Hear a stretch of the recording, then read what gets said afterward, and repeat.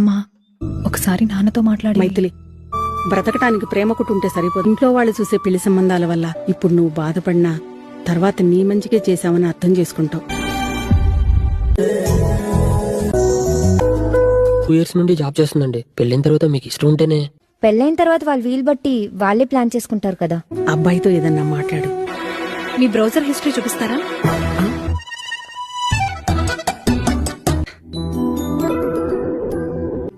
Are you virgin? సిటీలో ఉంటూ 3 years గా సాఫ్ట్వేర్ జాబ్ చేస్తూ. సిటీలో ఉండే ప్రతి ఒక్కరు అడ్వాన్స్ గా ఉంటారని అలా డిసైడ్ అయిపోకండి. ఎవడి గోళ్ళ వాడిది. లైఫ్ ని ఎలా హ్యాండిల్ చేయాలని కింద మీద పడిపోతుంటారు. ఎక్స్ట్రా కరిక్యులర్ యాక్టివిటీస్ చేయడానికి అట్లీస్ట్ నాకైతే ఇంట్రెస్ట్ లేదు. మీ సాలరీ ఎంత? మీరు ఇంతకు ముందు ఎవరితోనైనా రిలేషన్ లో ఉన్నారా? మందు సిగరెట్ ఏమైనా అలవాటు ఉన్నాయా? నన్నే ఎందుకు పెళ్లి చేసుకోవాలనుకుంటున్నారు? సేమ్ క్యాస్టనా? సిగరెట్ నా లైఫ్ లో ఎప్పుడూ టచ్ చేయలేదు.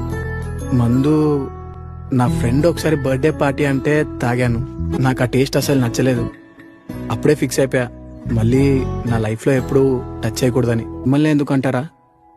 నాకు సంబంధించినంత వరకు మా ఫ్యామిలీకి మీరు నచ్చారు. అంతకంటే మిమ్మల్ని చేసుకోవడానికి నాకైతే ఏ రీజన్ అవసరం లేదు. ఏదో తెలుసుకోవాలని క్యూరియాసిటీతో అడిగా.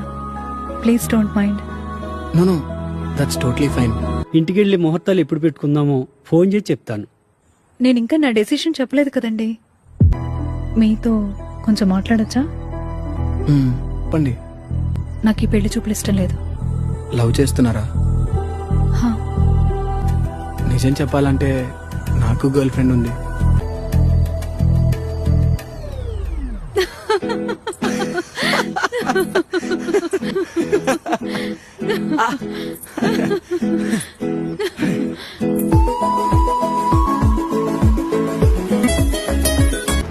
నీతో కలిసి ఉన్నాననే ఆనందం కన్నా ఆ ఆనందం ఎన్నో రోజులు ఉండదన్న బాధ ఎక్కువైపోతుంది.